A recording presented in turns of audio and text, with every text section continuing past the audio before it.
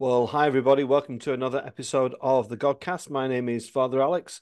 I am the host, and I'm also the vicar of St Matthew's Church in Burnley, and I'm also the author of Our Daily Bread from Argos to the Altar, a priest story, which is out now, and you can find that online and in all good bookshops. My guest today on the Godcast is Trey Hall. Trey is the director of mission and evangelism within the Methodist Church. He's also a regular contributor to Zoe Ball's Breakfast Show, where he presents a thought for the day on a frequent basis. And he is also the host of the podcast Hope and Anchor, which I've actually been a guest on, and I'll put a link on to this interview. So enjoy this interview now with Trey Hall. I hope you enjoy it. Well, Trey, it's wonderful to welcome you to the Godcast today. How are you? I'm really, really good. It's great to see you, Alex. Where's home for you, Trey? I live in far north suburban London, sort of end of the Piccadilly line for folks who Okay. know London. So Oakwood, just a little walk north of Southgate in North London. So people who are picking this up or picking you up for the first time or hearing your dulcet tones will immediately recognize that's not a London accent you've got It's going not on a North there. London. It's not a North London accent at all, is it? So It's tell us it's about the origins of Trey Hall. it's a West.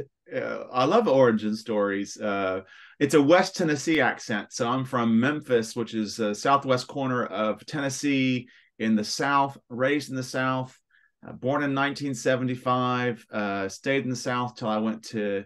I stayed in South for uni and theology school, and then moved to Chicago, where mostly had my kind of ministry. I'm a Methodist minister, and had most of my ministry there in Chicago as a pastor of churches in the city, and then also as a church planter or pioneer, as sometimes it's called over here in the UK.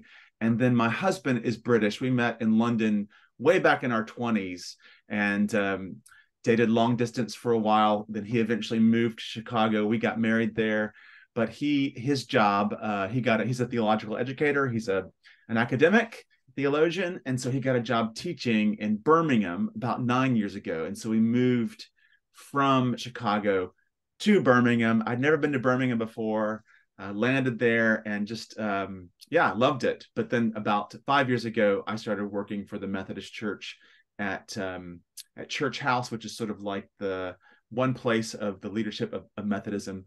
That's a potted history of Trey, at least professionally. Uh, Was it easy to move to the UK? Was it a difficult transition for you?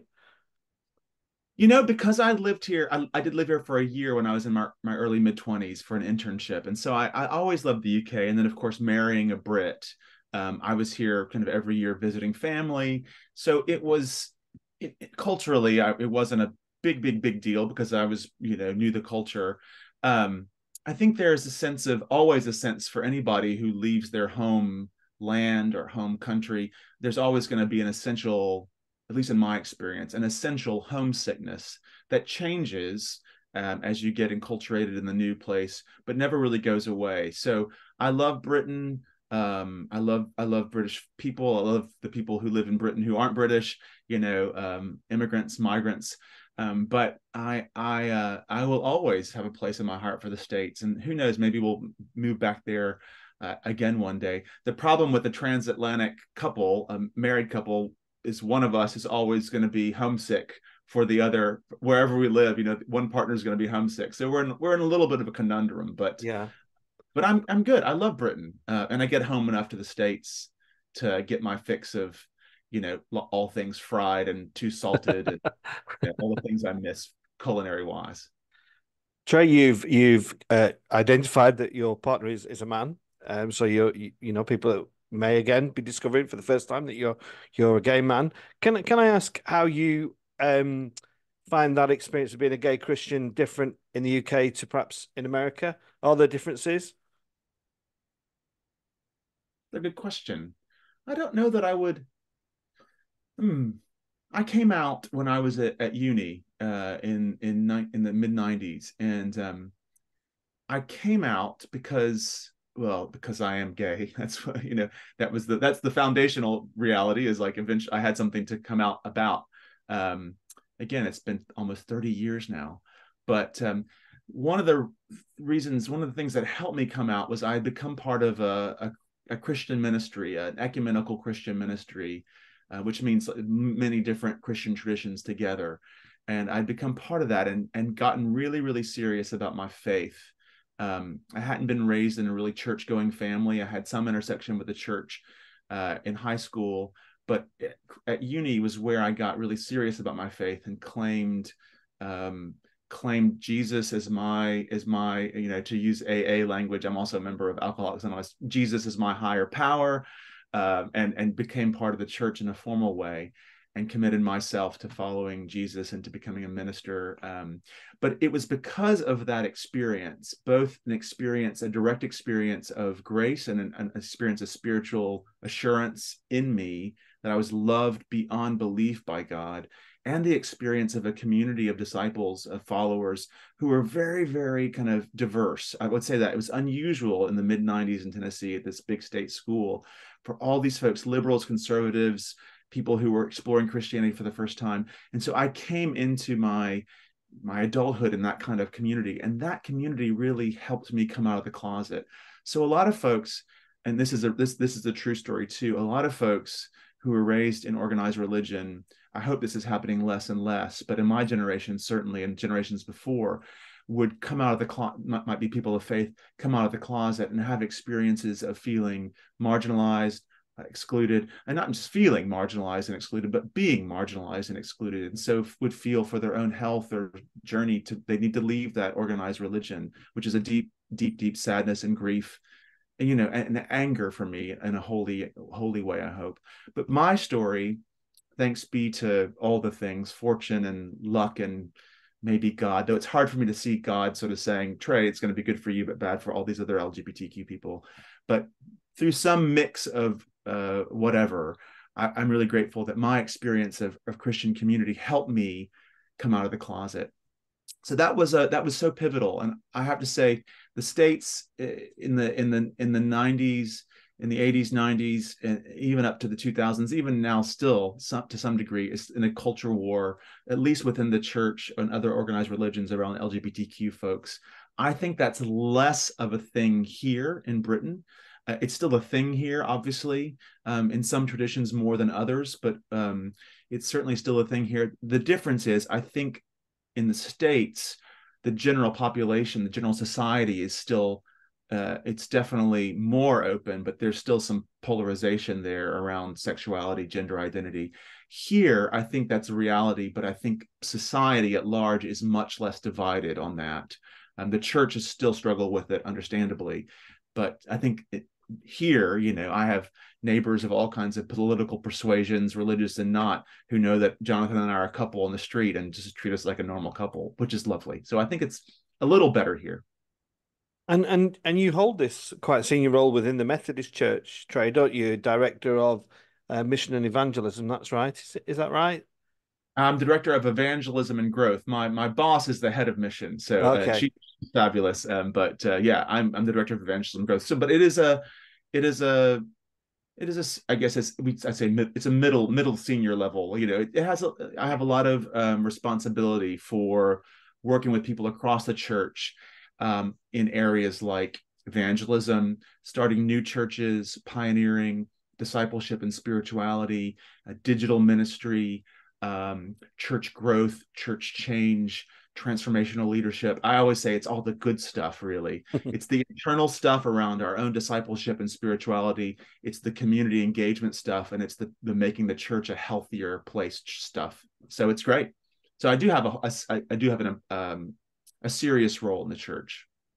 Yeah, and do you see that role beyond the Methodist Church? I mean, I'm just thinking about my own role. I'm on General Synod in the Church of England, and we've got these raging debates about blessing of gay relationships and things. And of course, the Methodist Church has uh, taken that step, not just to pray and bless weddings, but to affirm same-sex relationships. What's your perspective when you look across at the Church of England, Trey? Because our churches are quite united in many ways, aren't they? We do lots of ecumenical stuff together. What do you feel? And because I think you're quite an inspirational figure to, particularly to the LGBTQ plus I community, who are looking for encouragement and supporters and hope. There's quite a lot there, but what's your thoughts? Well, I would never, I'm deeply committed to ecumenism, to ecumenical relationships, and have those relationships personally and professionally, representatively across many, many traditions. And I have a deep respect for, a sincere respect that every church, whilst we're united in Christ and in a common mission in many, many ways, but that we do find ourselves a lot in different circumstances. And so I would never, while my longing is, of course, that the Church of Jesus Christ across the world would continue being a church because of the gospel that is more inclusive, more committed to justice, more committed to helping loads more people claim and know and experience the grace of Jesus Christ and love of God. Those are the things I'm really, really passionate about. But I know from my own experience in the Methodist Church that change takes time, lots of care and prayer. And so that's my longing, for the whole church of Jesus Christ, Anglicans, Baptists, Roman Catholics, and not just around LGBTQ issues, but issues, all kinds of they're not even issues, are they? Questions of human life around economic marginalization, around migration and immigration. So my own experience as a gay man I'm so grateful to be gay. I'm so grateful that God made me gay. I'm so grateful that I'm a recovering alcoholic, because in those experiences I've come to, I feel like I've been given a little bit more of a lens of what it's like to, um, I don't want to say be excluded, because I think that's part of the reality, but a lens of being seen sometimes as a problem in an institution that I really love. And so my own journey is that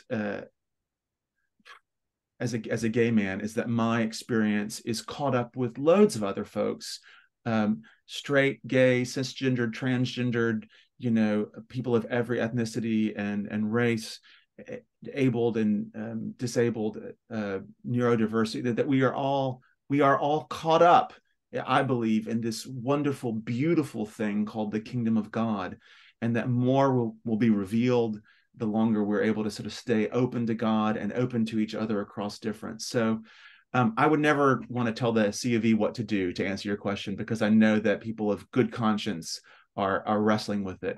I'm really proud that the Methodist Church in Britain, not all around the world yet, but the Methodist Church in Britain has said, we believe that, and they said this for a long time, that the ministry of gay and lesbian people, this is language from the 90s, before we started using language around bisexuality and trans language, but that from the 90s they celebrated the ministry of of lesbian and gay people, whilst also trying to wrestle with folks who couldn't affirm that. And so I think the Methodist Church has been its own holy wrestling and holy conferencing for a long time. Even now, you reference this decision that the Methodist Church is now not just blessing or praying for LGBTQIA folk, but ordination, marriage is all celebrated. And I think that is true in a general sense. But of course, there are some churches that will be making decisions and discerning who will not, choose to marry folks of the same gender in their churches. So we're a church that's connectional. That is, we're a church that sort of has some shared mission priorities, but there's still a lot of diversity in the Methodist Church too. So anyway, that's a long answer to your question. Yeah, but there are parallels, aren't there? And the Methodist Church takes position that if people don't want to bless, affirm, marry gay couples, then they don't have to. What's been the response from the more conservative side of the Methodist Church in England, Trey? Has there been a way of kind of the word settlement has been used in the Church of England recently?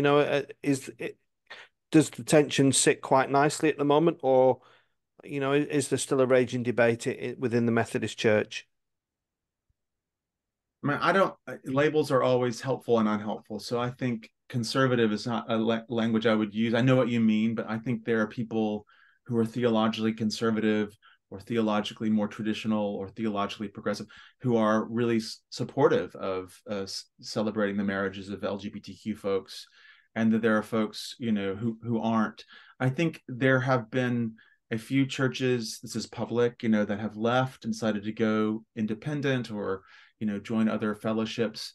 And that's a place, whilst I lament that and really do grieve, I'm someone who believes that we can hold together and seek justice, gospel justice. But there are a few churches that have left. We haven't seen a major split, to be honest. People are hanging in, and I think one of the ways we've been able to hold together is by really saying something really clearly. The Methodist Church allows, XYZ. It's not just LGBTQ inclusion, whilst also preserving a local, reverencing the local expression and the discernment of each church and congregation. I think that's a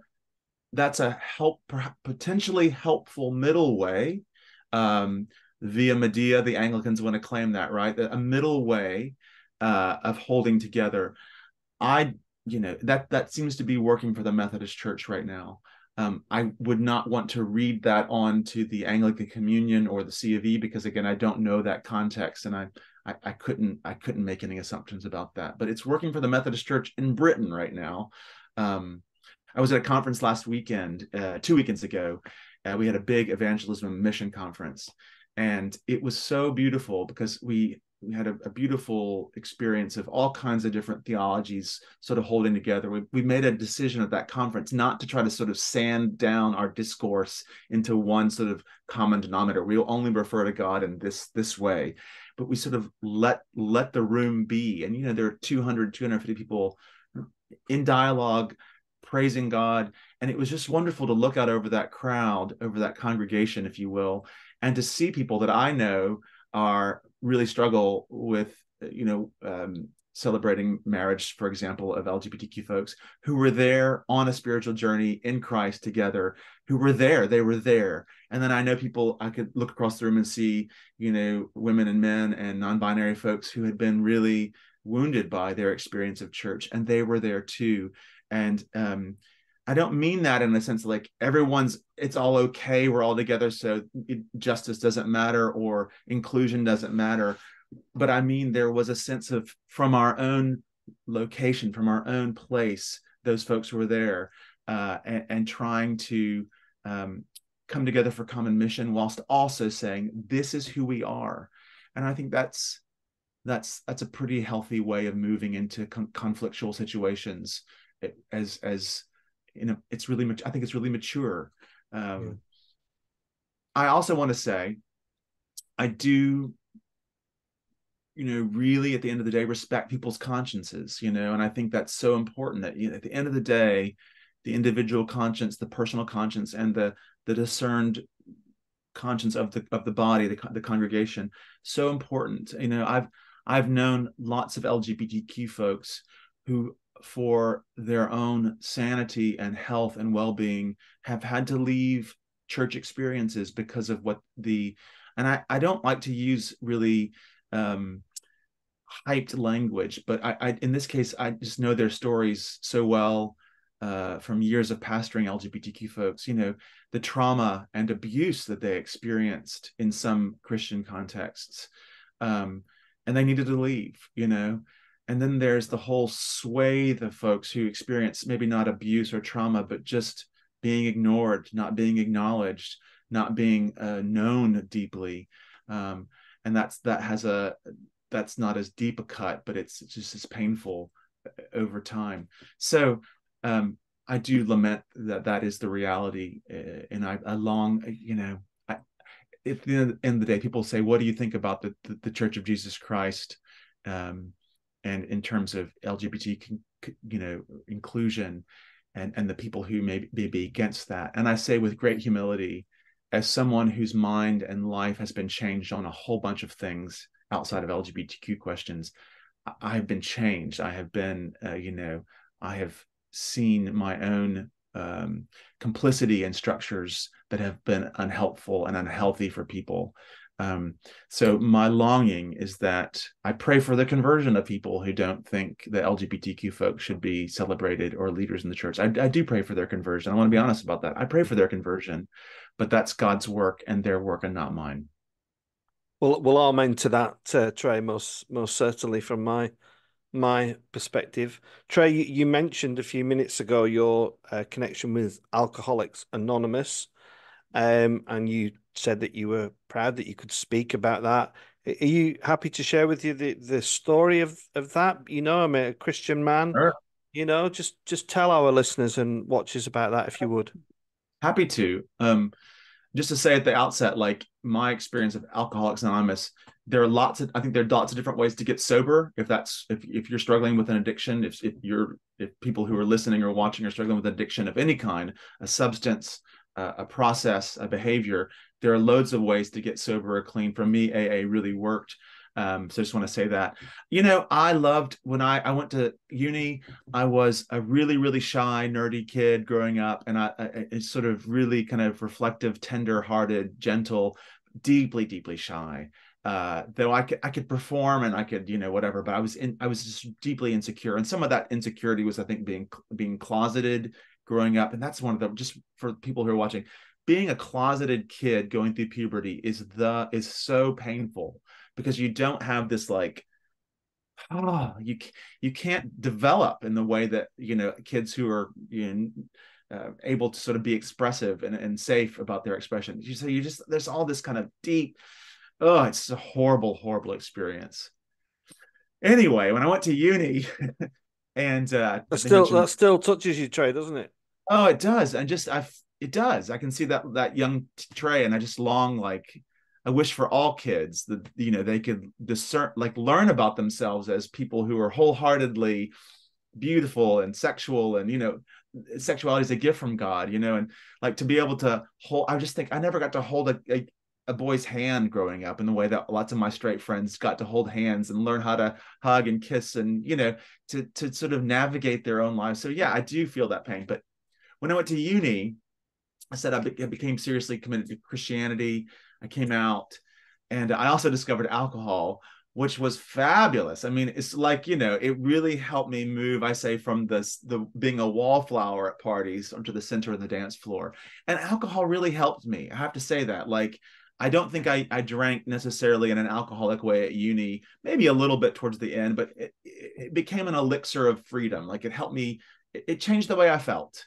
And that's why I drank, because it changed the way I felt, and it helped me be more outgoing and sociable. And in some ways, I'm really grateful to alcohol for the courage it gave me in those early years to help me sort of come out of my own shell and to be comfortable in my own skin and to talk to boys, which I hadn't learned to do as a closeted kid. So I remember the first time I kissed a boy on a dance floor, and I was like, oh my God, I don't know that I would have done that if all the movies, all the teen movies of the lean in for the kiss at the prom or whatever, that never happened to me. So leaning in at uni on a dance floor and kissing a boy was if I hadn't had a couple of beers beforehand, I don't know if I would have done that. So thank God for alcohol, right?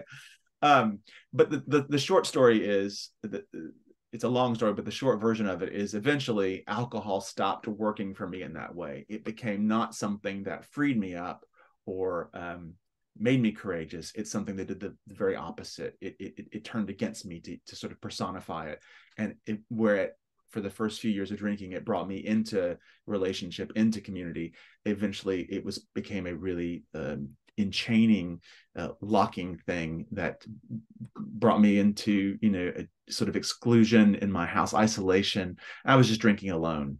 And my drinking mostly happened alone. I might have a couple drinks with some friends after work or after a meeting, and then end up in my flat on the back balcony drinking too much wine and smoking too many cigarettes, which is to say any more than one cigarette's too many, but wishing it would stop. And that happened for years. And I had a lot of shame because I was a pastor, and I couldn't stop. I tried to stop drinking for This is back years ago now, but like before they had dry January. But like I tried to stop drinking for January, for New Year, for Lent, and I could stop for a few days or maybe a month, but I could never stay stopped. My problem wasn't stopping drinking, as we say in AA. My problem was staying stopped. Most people can stop for a couple days, but I could never stay stopped.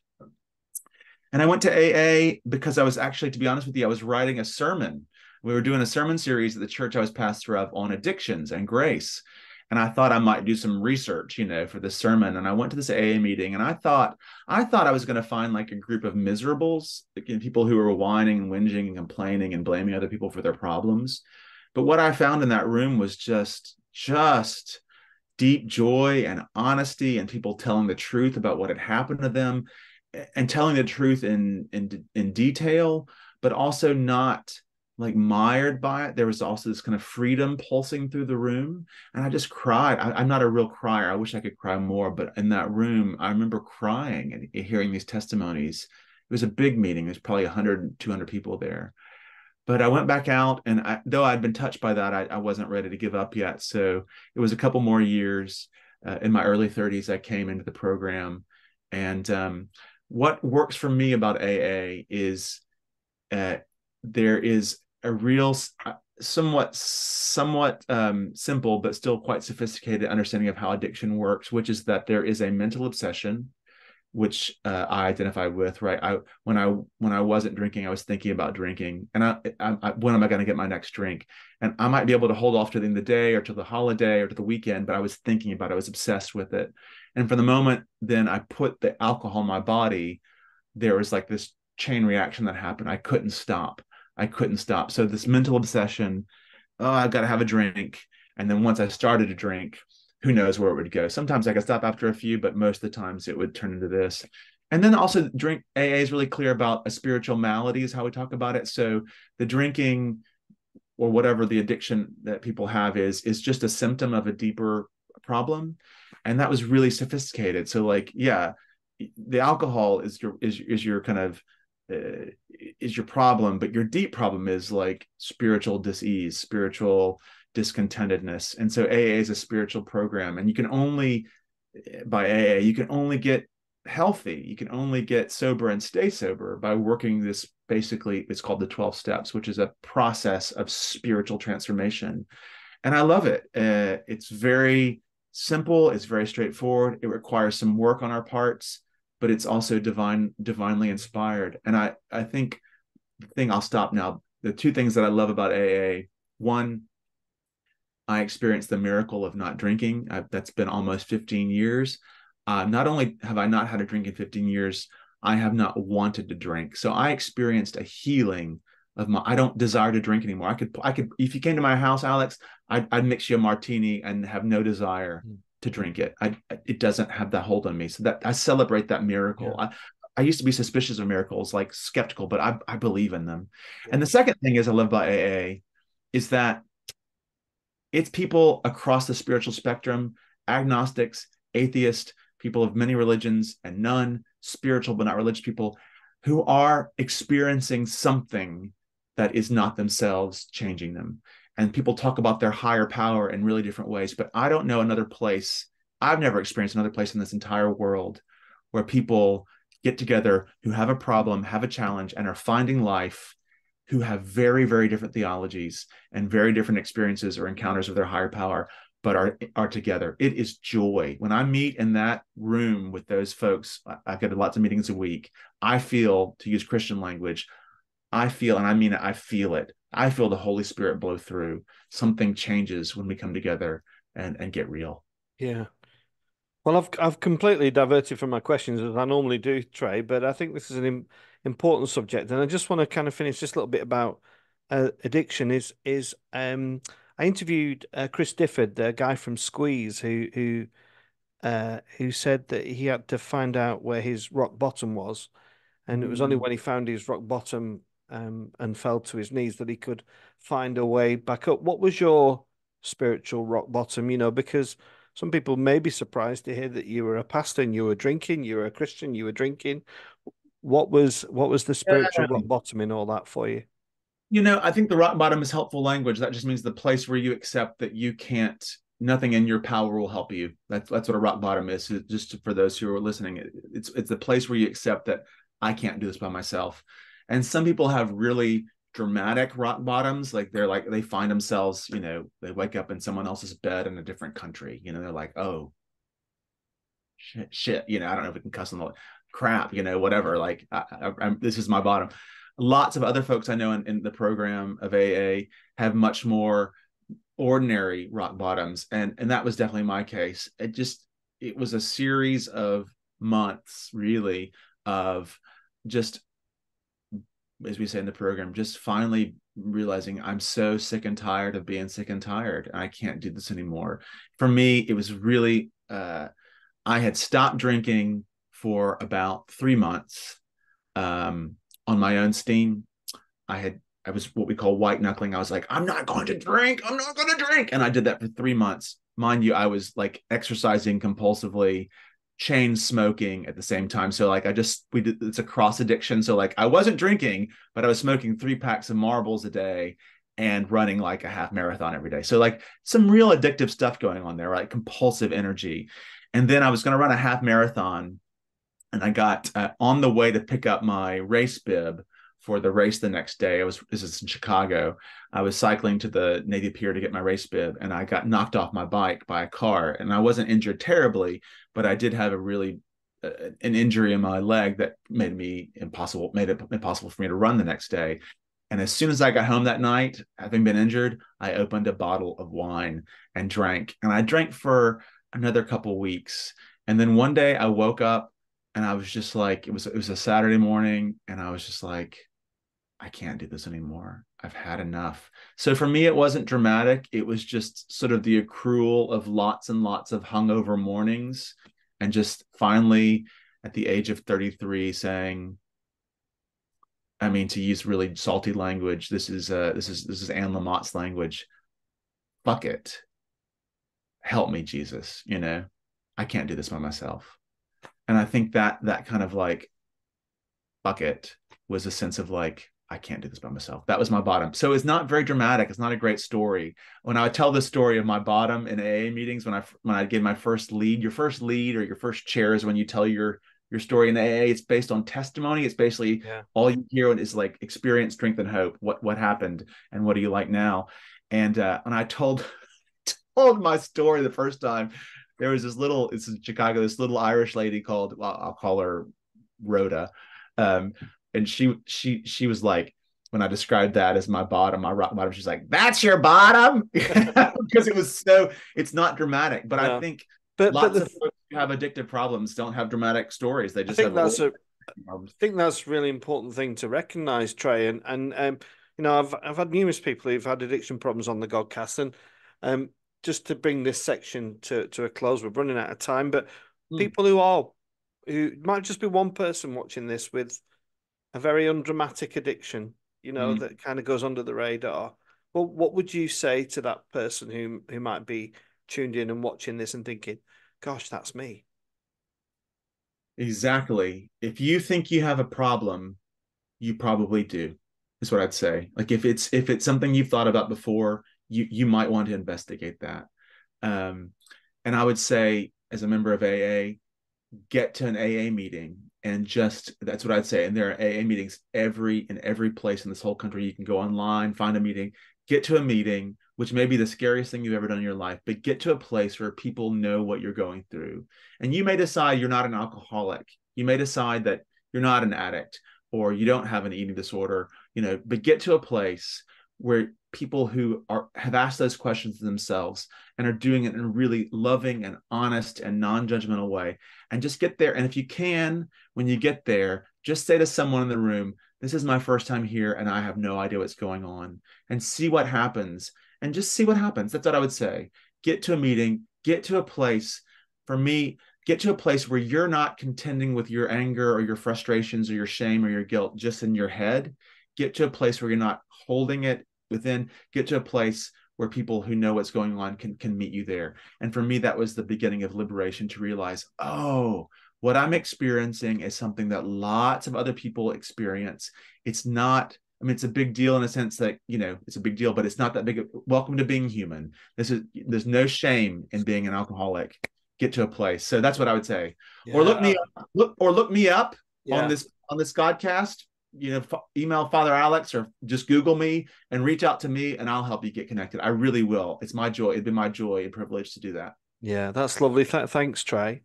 And where people might not recognize the face, they might recognize the voice. You're a regular feature on Radio 2 with Zoe Ball, and I've had numerous people on. Matt Woodcock's been on, who does Radio 2, and Paul Carenza was on last week with us. So Yeah, just tell us about great. the joy of that little ministry going on there, Trey.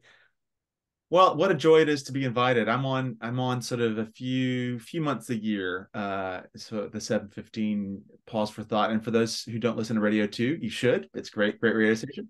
Pause for thought is just a sort of a 2 or 3 minute reflection on spirituality or faith.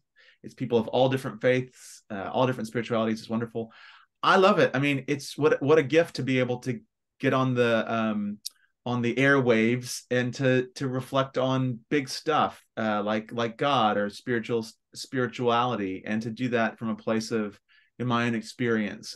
I love it. I love it. I mean, I'm an evangelist, so of course I'm going to love talking about God, but I love doing it. I think there are lots of people in this nation, in these nations, who don't identify as people who would tick the religious box on the census, who may identify as no religion.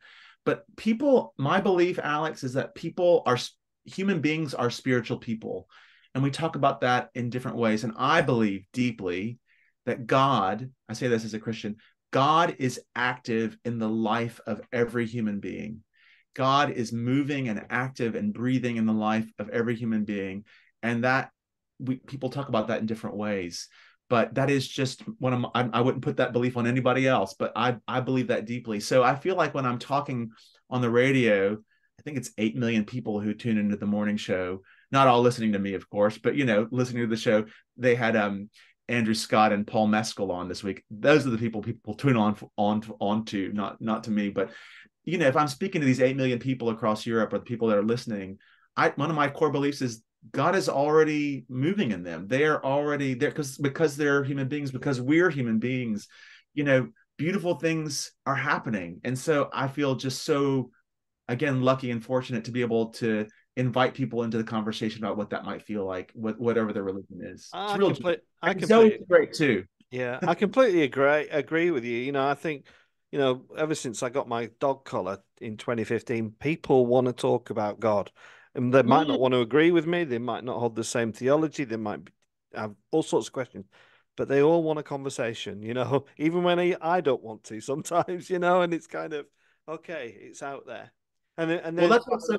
yeah, Oh, go ahead. go, I was Trey. That's what's so cool. That's what's so cool about your Godcast is that you have people, celebrities and sports folks and people of all different kinds of walks in life who come on to do just that. People like to talk about God, because God is interesting. They may not even call it God, but like, yeah. So this whole podcast is your observation that that's how people are, right? Absolutely, yeah, yeah. And I have a rule where everybody's welcome because everybody is a son or daughter of God, and they're welcome at the Godcast. So get in touch if you'd like to take part. But finally, Trey, you got the podcast Hope and Anchor podcast, which you were kind enough to invite me on a year or two Yeah. ago. And how's that going? You got plans for more coming up, or? Yeah, we've been done 3 series now. We did a series in lockdown on Facebook, which was a video series. So Hope and Anchor is a podcast really about conversations with people across spiritual difference about the spirituality running through everything. So I co-host it as a Christian with my friend Jazz Ampalfar, who's an amazing speaker, who's not a churchgoer, doesn't identify that way, and so she's an unaffiliated person, someone who doesn't tick that box in the census. And so we sort of share conversation with people, who are doing interesting things, who are, I think, interested in spirituality, from a British Lebanese comic to a winner of the Bake Off to all kinds of people. And it's great. So we've done 3 series, and we're starting this spring with the next series, which will not be a series, but we're going to move to dropping it, sort of like we've learned from you, Alex. We're going to be dropping every week. So there'll be something dropped every week, so we can sort of hopefully build the engagement, particularly with people who aren't interested in religion, but might be open to the spiritual conversation. Fabulous. Well, Trey, I've loved this 40 minutes or so chatting to you. A Christian there who's got some real stories and some humanity, and like Trey says, reach out to him or reach out to me if we can assist you with anything. But for now, Trey, thanks so much for being a guest on the podcast. Thank you. It's been my pleasure. Thanks, Alex.